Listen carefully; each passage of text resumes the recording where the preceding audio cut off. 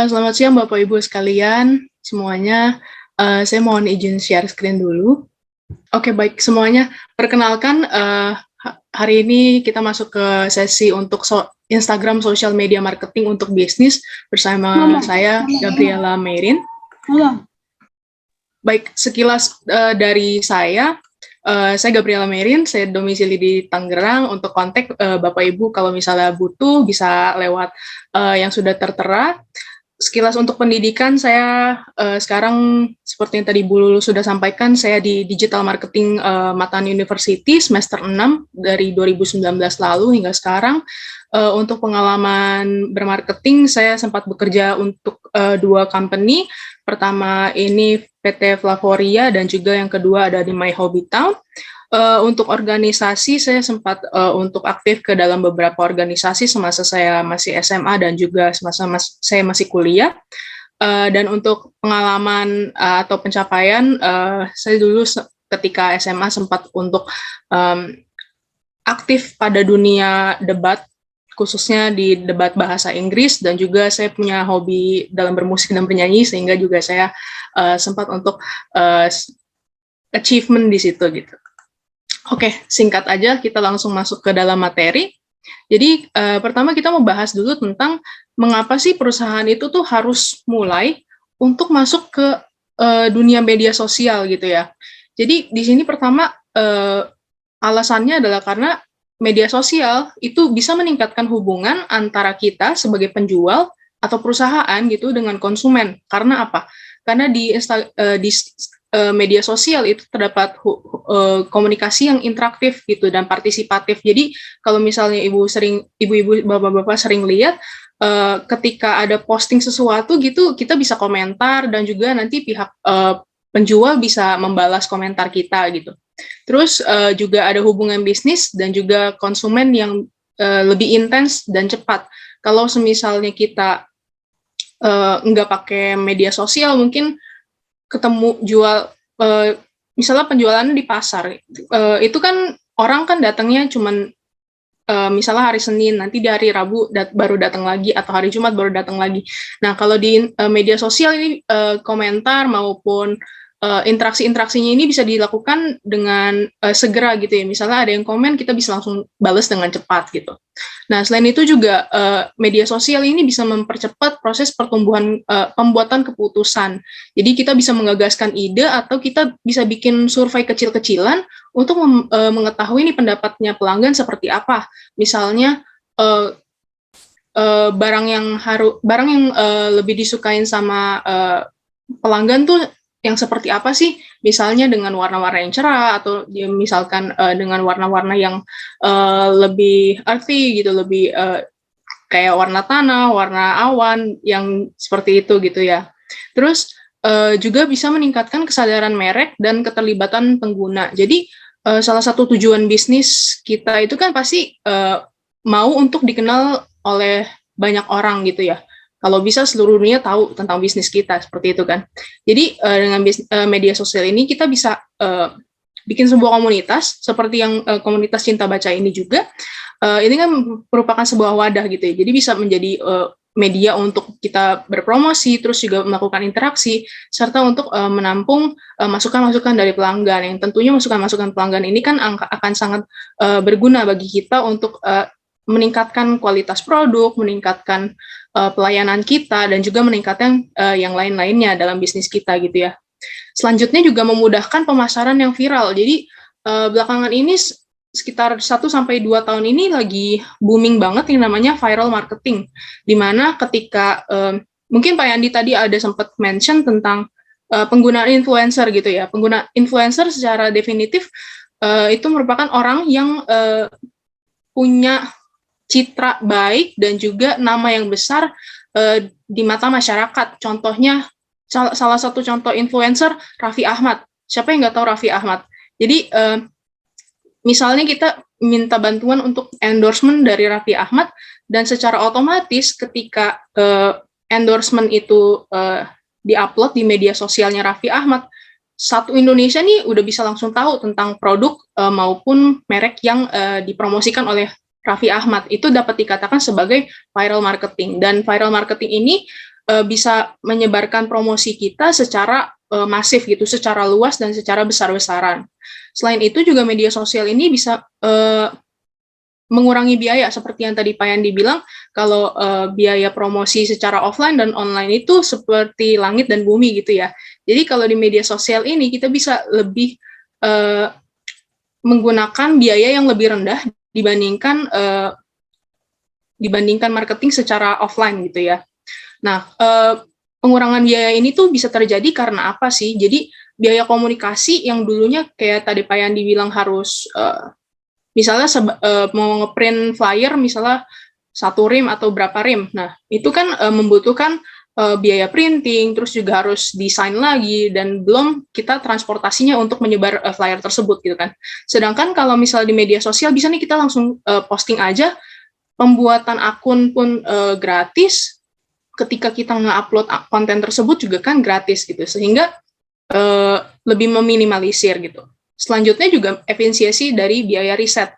Seperti yang tadi saya pernah mention, kalau misalnya pembuatan survei kecil-kecilan, kalau dulunya kita survei itu harus misalnya ketemu dulu sama orang, janjian di sebuah tempat misalnya, atau ketika ketemu di sebuah tempat, atau ketika kita lagi makan atau apapun, nah itu kita baru bisa tanya-tanya. Sedangkan kalau di media sosial kita upload aja di post atau di misalnya di Instagram Story, kita bisa langsung dapat nih masukan dari mereka gitu. Nah, kelebihan dan kekurangannya apa sih? Kalau secara kelebihan di media sosial untuk bisnis itu tuh praktis karena dia bisa diakses dimanapun dan juga kapanpun. Ibu-ibu, bapak-bapak mau di rumah, mau lagi keluar ke berbagai daerah itu bisa dilakukan juga gitu.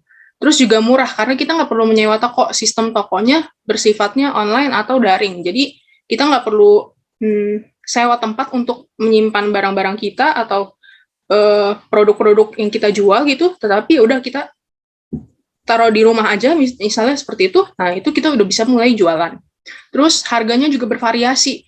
Jadi kalau dari segi pembeli, pasti orang maunya bisa membandingkan harga dari toko yang A dengan toko yang B, dari toko kita dengan toko yang lain.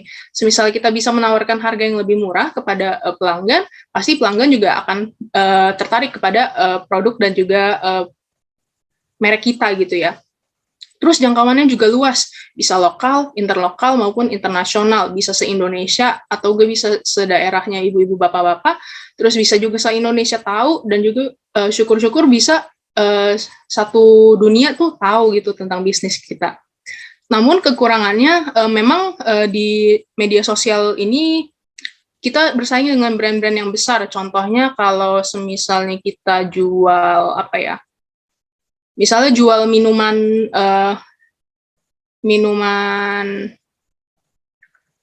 yang kayak ini Cha Time yang gitu-gitu, yang seperti Thai tea, terus Pop Ice yang gitu-gitu, itu kan kita bersaing dengan brand-brand yang besar. Nah, itu tuh kalau misalnya kita masih baru merintis, secara otomatis kita harus bagaimana bisa paling tidak berkompetensi dengan brand-brand yang ada gitu.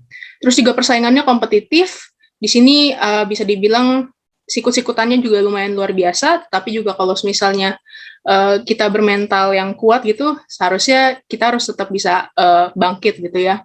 Terus membutuhkan konsistensi dan juga kesabaran. Jadi ini nggak bisa dilakukan cuma 1 kali 2 kali, tetapi juga harus secara kontinu gitu ya, bapak-bapak, ibu-ibu harus rajin diposting, terus juga harus rajin dilihat, harus rajin dipelihara lah intinya gitu. Dan juga sensitif terhadap reputasi. Sekali misalnya produk kita dipuji oleh orang, akan hanya diingat mungkin 1-2 hari aja. Tapi kalau misalnya kita reputasinya buruk, pernah melakukan misalnya kesalahan atau enggak ada yang tidak berkenan kepada pelanggan, itu bisa diingat sampai 1 tahun maupun 2 tahun, dan itu juga berefek pada citra atau image dari brand maupun produk kita gitu ya. Nah, langsung aja di sini kita masuk ke akun Instagram bisnis. Nah, cara membuat akun Instagram bisnis itu tuh gimana sih? Kalau di Instagram, mungkin bapak-bapak dan ibu-ibu sering dengar namanya Instagram. Instagram itu kan merupakan sebuah platform gitu ya, kita bisa upload foto atau nggak upload video, di situ dan kebanyakan kalau dulu Instagram ini nih digunakan hanya untuk akun pribadi. Jadi kita bisa upload untuk foto-foto misalnya kita lagi pergi kemana atau enggak kita lagi makan apa, itu kan bisa diupload gitu ya di Instagram.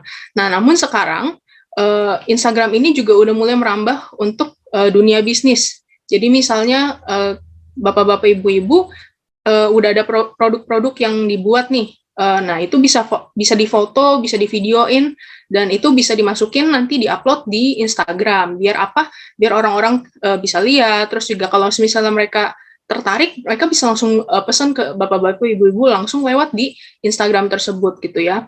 Nah, caranya kalau misalnya udah punya Instagram nih, dari Instagram akun pribadi, itu kita harus login dulu nih di Instagram yang udah terdaftar, terus kita harus buka halaman pengaturannya, kita tentuin dulu kategori bisnisnya, terus isi data dan kontak, serta lokasi bisnis kita, terus menghubungkan ke halaman Facebook page atau Facebook, dan terakhir melengkapi data profil. Jadi ini nanti kita coba untuk lakukan di sesi praktek ya Bu dulu ya. Ya. Oke. Lanjut aja dulu kita ke manfaatnya Instagram. Jadi kenapa sih Instagram gitu ya Bapak-bapak Ibu-ibu? Instagram ini tuh punya fitur namanya Instagram Insight. Jadi Insight ini kan seperti makna yang kita dapat gitu ya secara definisi kata-katanya. Jadi kita bisa lihat nih sebenarnya siapa aja sih yang udah pernah lihat ke akun kita. Mereka lihat postingan kita yang mana. Terus mereka itu tuh melihat profilnya kita atau melihat produk-produk kita selama berapa lama gitu. Misalnya rata-ratanya hanya 5 menit atau 10 menit atau bahkan berjam-jam gitu. Nah, ini dinamakan sebagai Instagram Insight.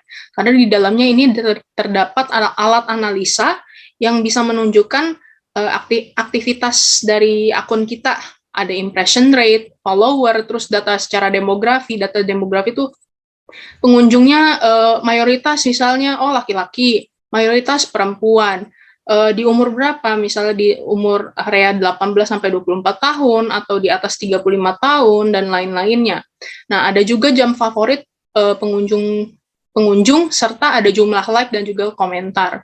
Jam favorit pengunjung ini akan kita bahas di selanjutnya gitu ya. Terus juga ada tombol kontak dan email. Jadi kalau perbedaan dari profil biasa dengan profil bisnis, kalau profil biasa nggak bisa nih kita untuk memunculkan tombol kontak dan juga email. Gimana caranya biar orang bisa ngehubungin kita nih kalau misalnya kita ngejual suatu produk gitu ya. Mereka mau pesan ke kita. Kalau misalnya nggak ada tombol kontak dan juga email, gimana mereka mau pesan gitu kan. Nah, selanjutnya juga ada info dari kategori bisnis. Jadi tanpa orang harus sebenarnya melihat satu-satu postingan yang kita buat, orang tuh bisa langsung tahu gitu, kita bergeraknya misalnya dalam bidang kesehatan, atau kita bergerak dalam bidang kecantikan, dalam bidang makanan, food and beverage, terus juga alat-alat misalnya medikal atau yang lain-lain gitu ya. Nah, ini nanti bisa kita pilih di dalam kategori bisnis, dan kategori bisnis ini langsung terlihat di laman Instagram kita gitu ya. Nah, terus juga adanya Instagram Ads nih. Karena apa? Instagram Ads ini nih bisa menjangkau audiens secara lebih besar lagi, terus bisa menargetkan penonton yang lebih spesifik dari usianya, terus demografi dia tinggal di mana, terus juga interest-nya dia, mereka hobinya apa sih, mereka kalau misalnya lihat-lihat di e-commerce, misalnya di Shopee atau di Tokopedia, mereka lebih suka lihat apa sih, misalnya lihat baju-baju, lihat sepatu, lihat makanan, lihat yang lainnya gitu ya. Nah, yang terakhir ada link dengan e-commerce. Jadi di tampilan laman profil bisnis kita itu bisa langsung kita masukin ke link Shopee kita gitu ya, atau link Tokopedia kita, atau link WhatsApp bisnis kita gitu. Sehingga kalau misalnya kita masukin itu, ketika orang klik itu bisa langsung masuk ke kontaknya kita gitu. Mereka bisa langsung masuk ke Shopee-nya kita, Tokopedia, dan juga yang lain-lainnya gitu. Nah, langkah-langkah untuk memaksimalkan Instagram bisnis. Kalau Bapak Ibu udah punya akun Instagram bisnis ini, terus juga udah banyak posting foto maupun video, atau maupun yang belum pernah untuk memposting foto dan video, bisa dimulai nih untuk posting foto dan video baik di baik di feeds atau enggak di story gitu ya. Nah, untuk memaksimalkannya gimana sih? Yang pertama ini kita harus tentuin dulu nih siapa sih audiensnya kita, siapa penonton kita, siapa yang mau kita tuju dari posting dan juga bisnis yang kita bisnis yang kita punya gitu ya.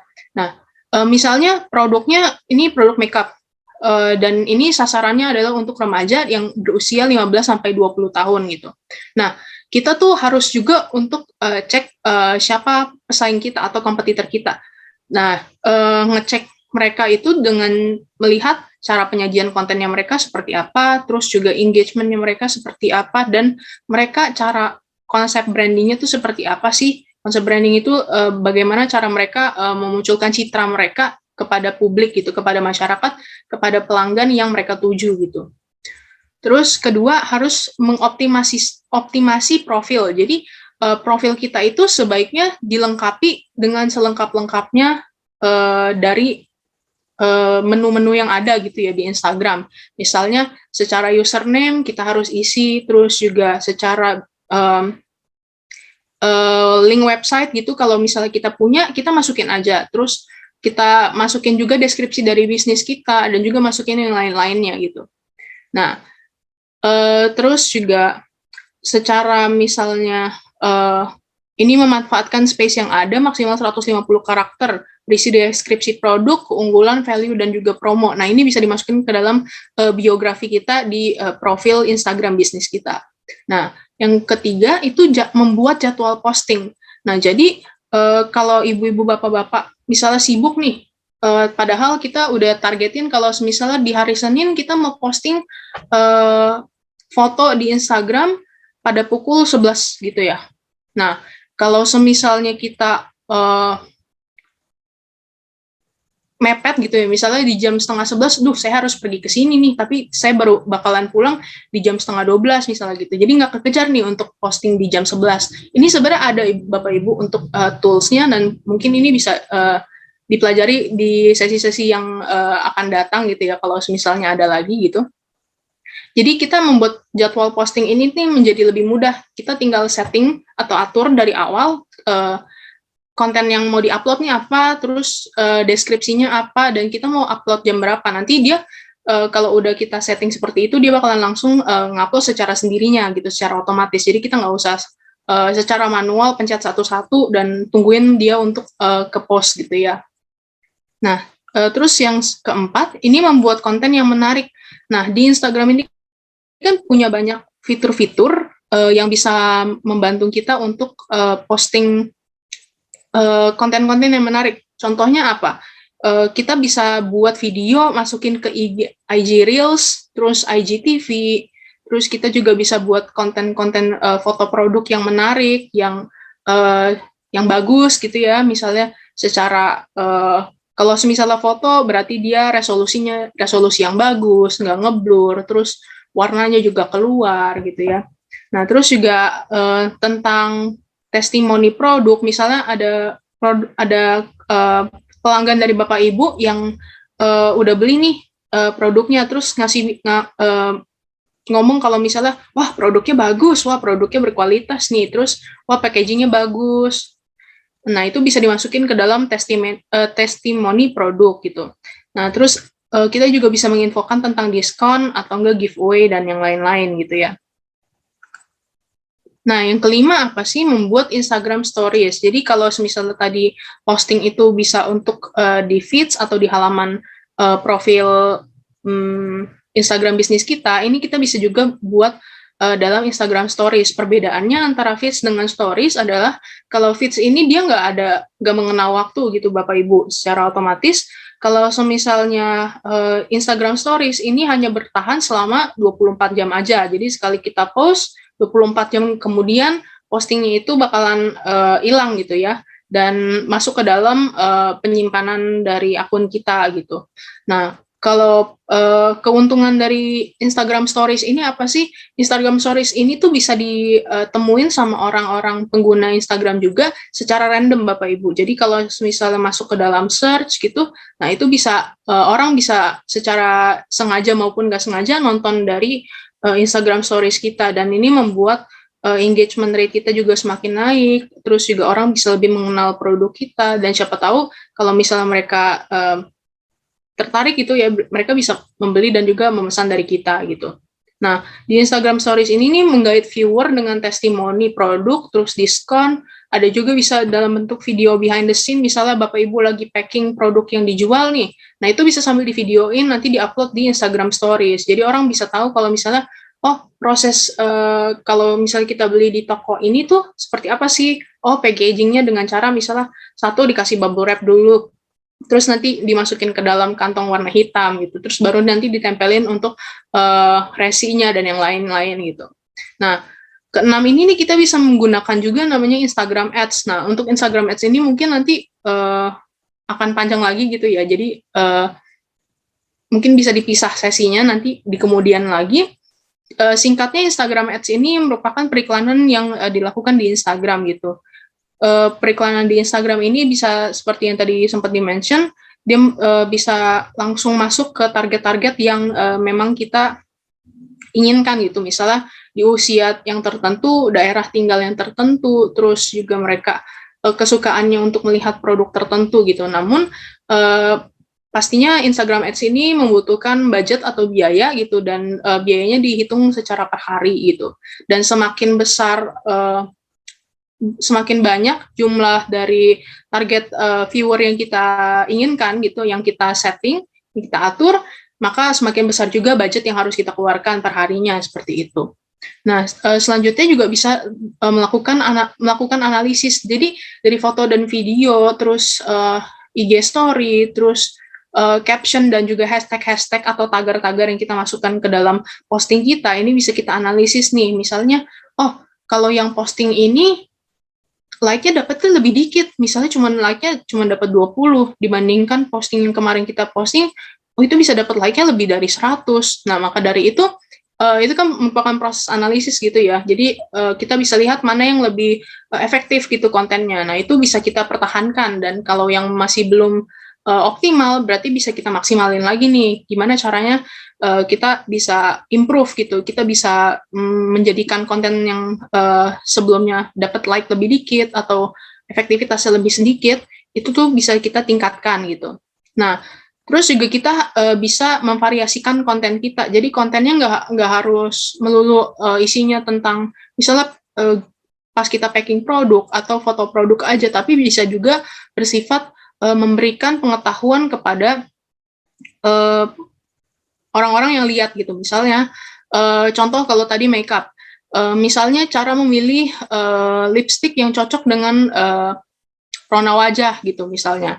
Nah, itu bisa kita masukin cara-caranya gitu, sehingga orang bisa tahu, bisa punya pengetahuan yang lebih tentang makeup atau tentang produk-produk yang kita jual gitu.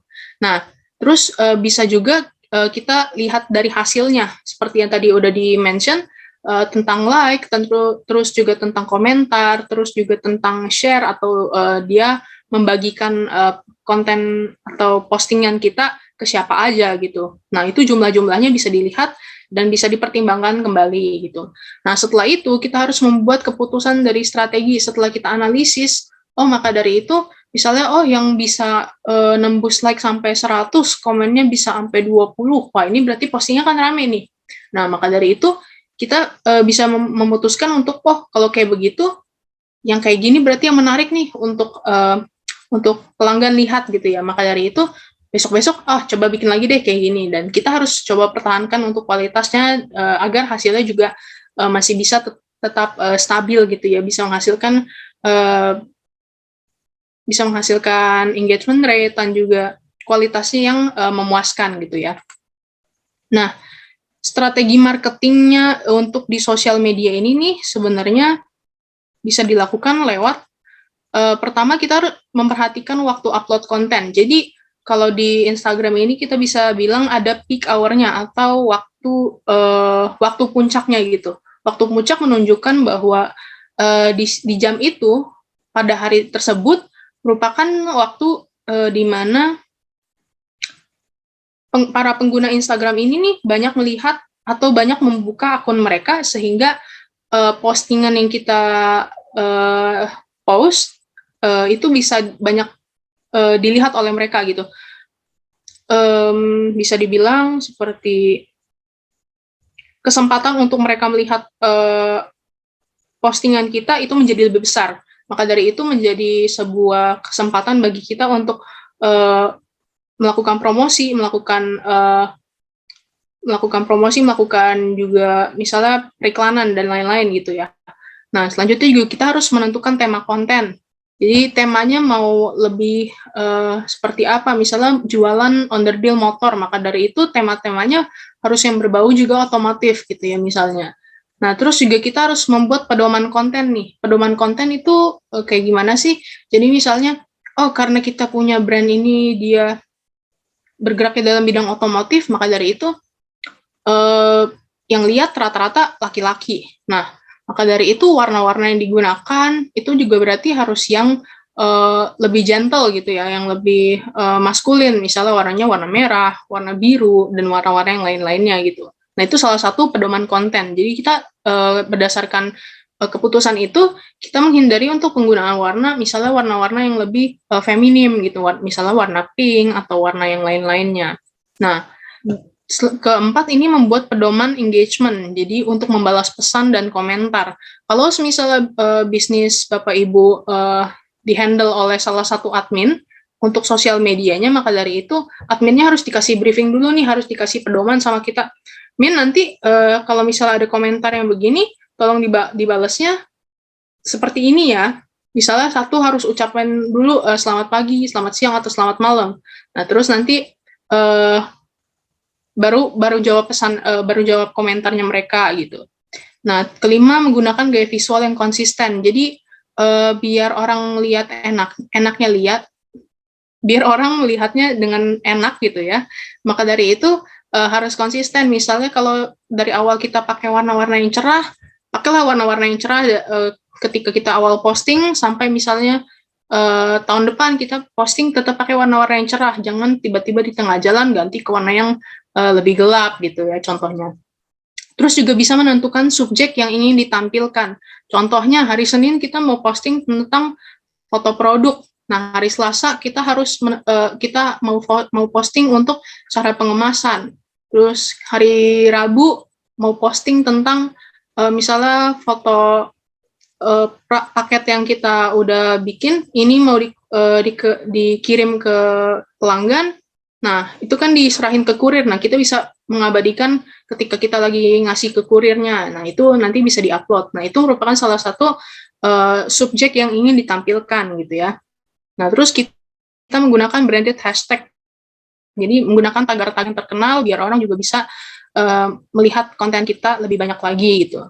Terus kita harus juga kenal nih sama follower-followernya kita. Misalnya follower-follower kita datangnya dari ibu-ibu rumah tangga atau datang dari pekerja kantoran. Nah, itu secara otomatis kan berbeda nih cara membawakan kontennya gitu. Misalnya kalau untuk yang orang-orang pekerja kantoran lebih simple aja bentuknya, nggak usah yang neko-neko, biar mereka langsung bisa lihat, langsung to the point, mereka langsung nangkep pesan dari konten kita tuh apa sih gitu. Terus kalau untuk yang kesembilan, berpikir dengan kreatif. Jadi kita bisa bikin konten-konten yang lebih kreatif nih Bapak Ibu gitu. Jadi nggak monoton, nggak apa ya, nggak tetap ada up to date gitulah maksudnya.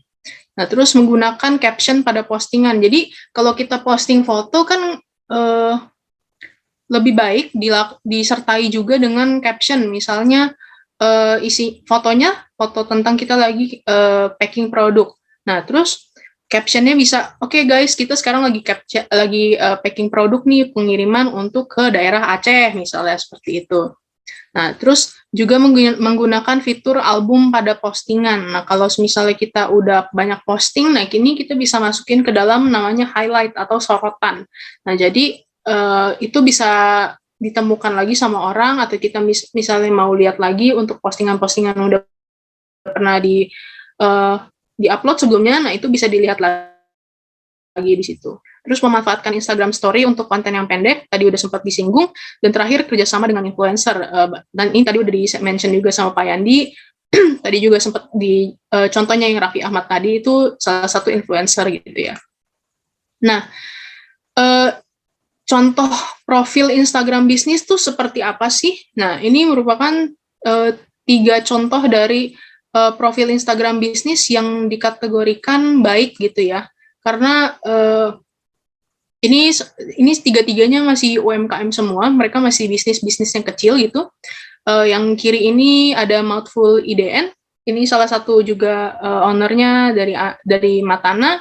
Terus juga ini kalau yang Mouthful IDN ini dia jual pempek Palembang, terus juga makanan-makanan yang berbau dari Palembang gitu ya. Nah, kalau yang untuk painting your stuff ini lebih dia jual sepatu-sepatu yang dia lukis lagi gitu. Jadi modelnya custom. Mereka orang bisa pesan custom ke dia, terus nanti dia bikinin. Nah, ini salah satunya contohnya. Terus yang terakhir ini ikan cupang, jualan ikan cupang gitu ya, namanya Doodle Betta Fish. Nah, ini dia menunjukkan ikan-ikan cupang yang dia jual gitu ya. Nah, kenapa bisa dikategorikan bagus untuk profil Instagram bisnisnya? Karena bisa kita lihat di sini ya, ada kalau yang Mouthful IDN ini dia punya judul atau username dari Instagramnya jelas gitu ya. Nah, ada Mouthful Strip Homemade with Love. Nah, terus yang di baris yang kedua ini ada food and beverage. Nah, berarti dia menampilkan kategori dari bisnis yang dia buat nih. Misalnya berarti dia food and beverage, berarti bergerak dalam bidang makanan gitu. Nah, kalau yang painting your stuff ini kan dia shopping and retail. Nah, kalau yang Doodle Beta ini berarti fishing store, berarti toko mancing gitu dalam tanda kutip. Nah, terus juga ada dia masukin deskripsi. Misalnya kalau yang Mouthful IDN ini made by order, minimal H-2. Berarti kalau jadi orang bisa langsung nangkep nih, oh kalau misalnya saya mau order di Mouthful IDN, berarti saya harus pesen 2 hari sebelumnya, baru nanti sampai gitu. Terus dia masukin juga kontak-kontak yang bisa kita bisa kita jangkau gitu untuk tanya-tanya ke mereka, terus juga bisa langsung pesan ke mereka. Dia juga menunjukkan lokasinya dia di mana nih. Oh, kalau yang Mouthful IDN ini di Gading Serpong.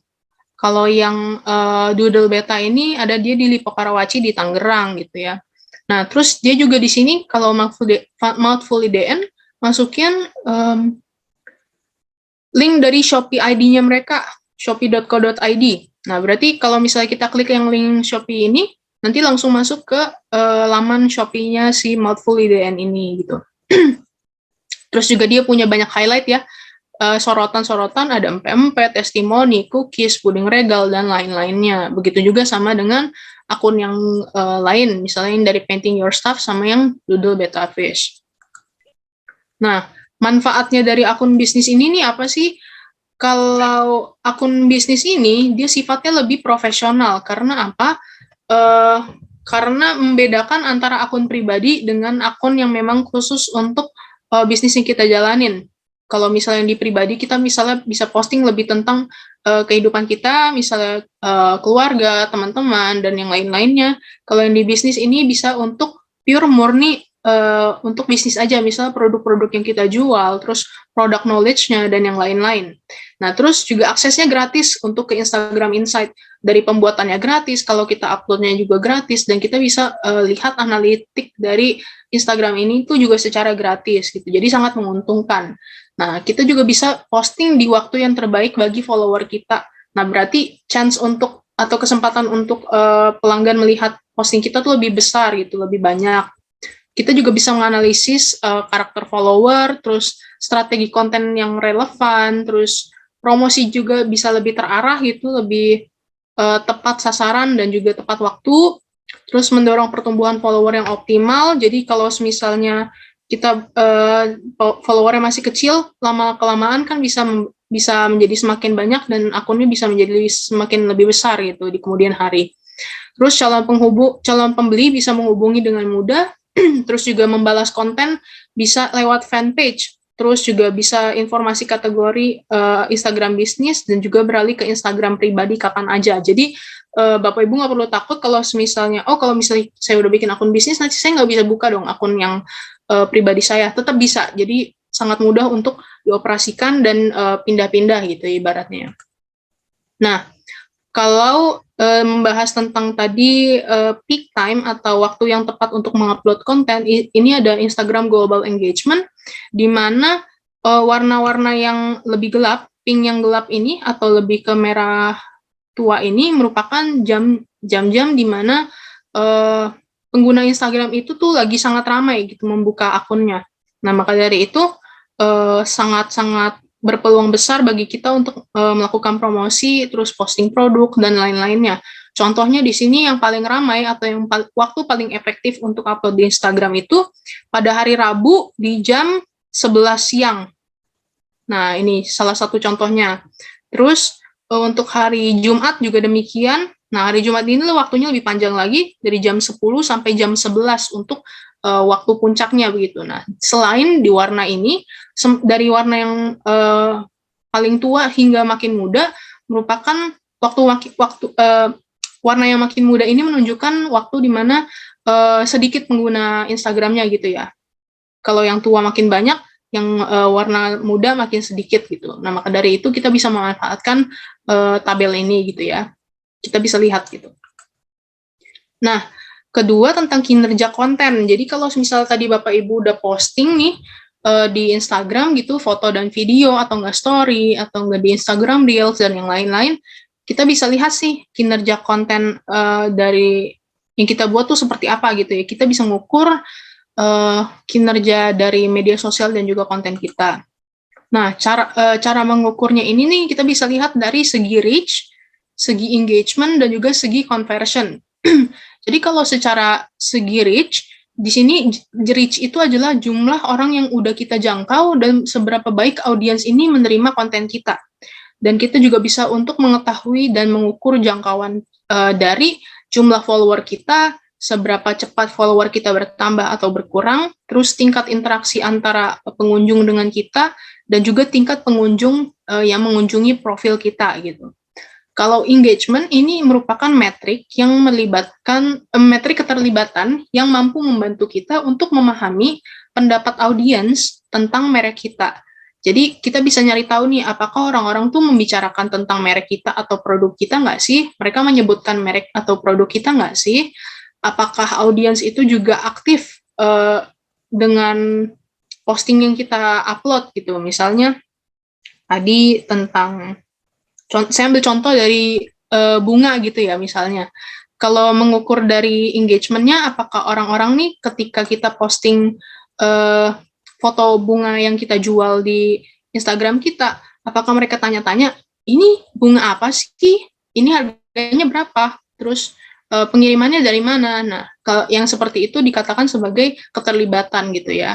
Nah, terus conversion itu merupakan traffic dari tautan balik dari situs web lain yang relevan. Jadi conversion ini bisa dibilang seberapa banyak orang yang membeli dari hasil mereka mendatangi profil kita gitu ya. Nah, konversi ini merupakan ketika seseorang membeli baik dari situs kita maupun akun media sosial kita. Nah, metrik yang ini membantu kita untuk menentukan apakah upaya sosial kita sudah menghasilkan peningkatan penjualan atau belum gitu ya. Nah, untuk menghitung engagement rate ya. Nah, engagement rate atau disingkat sebagai ER, orang biasanya juga bisa bilang engagement rate ratio gitu.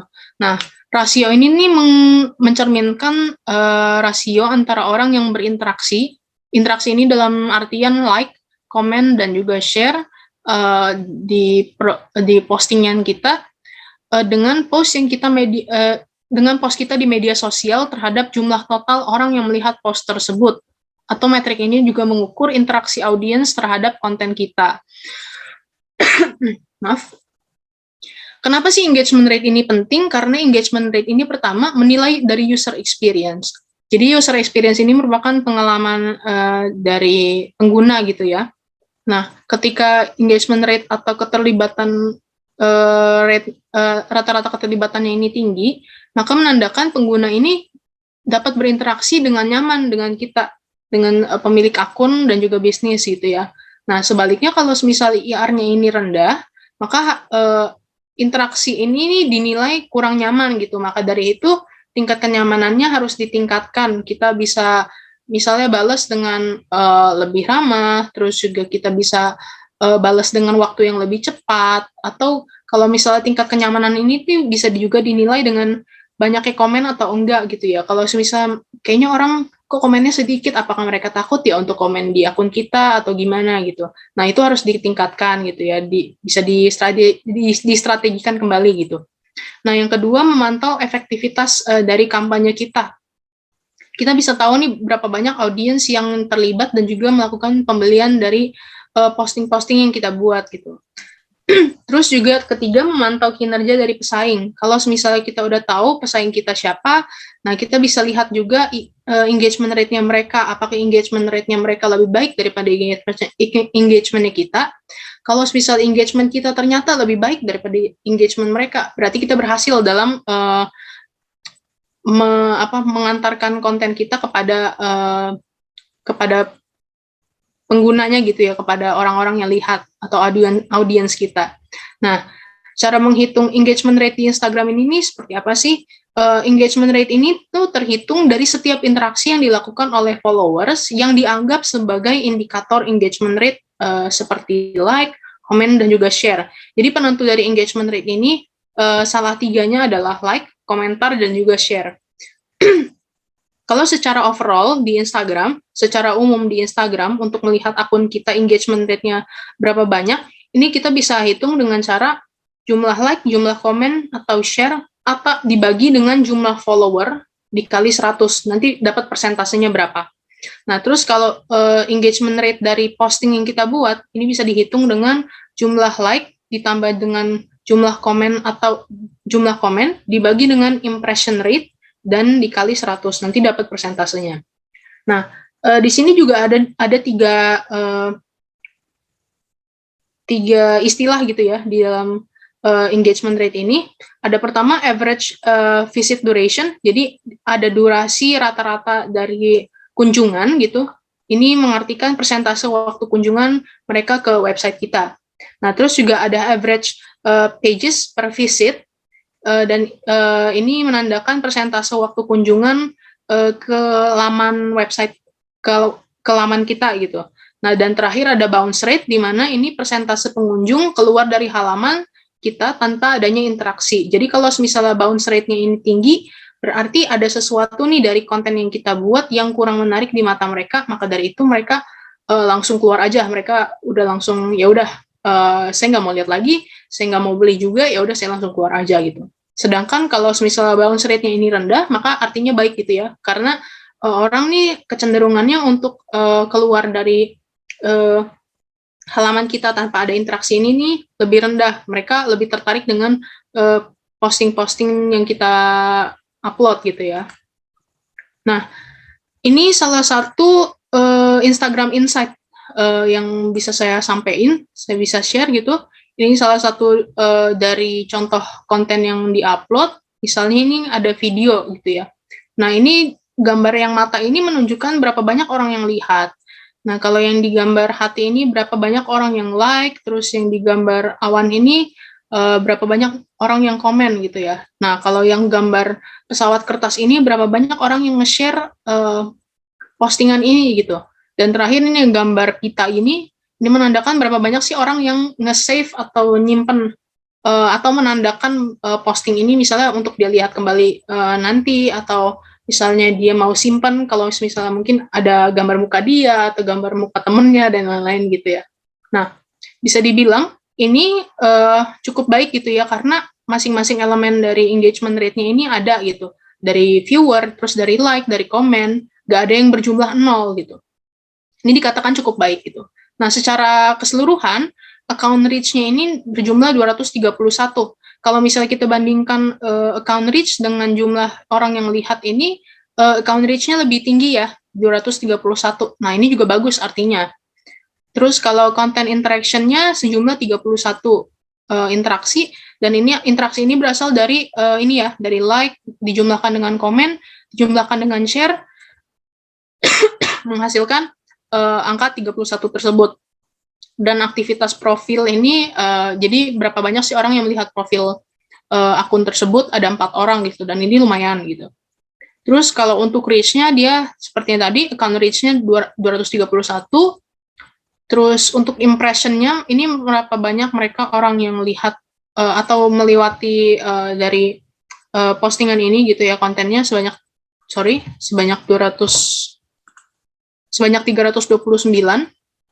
Ini bisa dilihat di hasilnya berasal dari mana aja gitu ya, dari laman home, dari laman profil, dan juga yang lainnya gitu. Konten interaction-nya sama seperti tadi, 31 dari like, comment, dan juga share.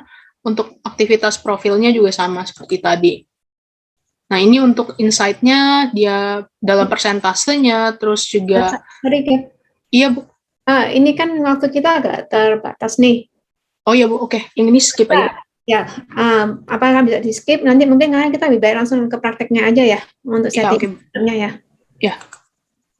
Nah, ini udah slide terakhir sih, Bu. Jadi, ini untuk mengutip aja dari Brian Halligan, kalau misalnya hal yang membedakan antara konten yang baik dengan konten yang hebat adalah kesediaan untuk mengambil resiko dan memperluas batas dari apapun yang mungkin.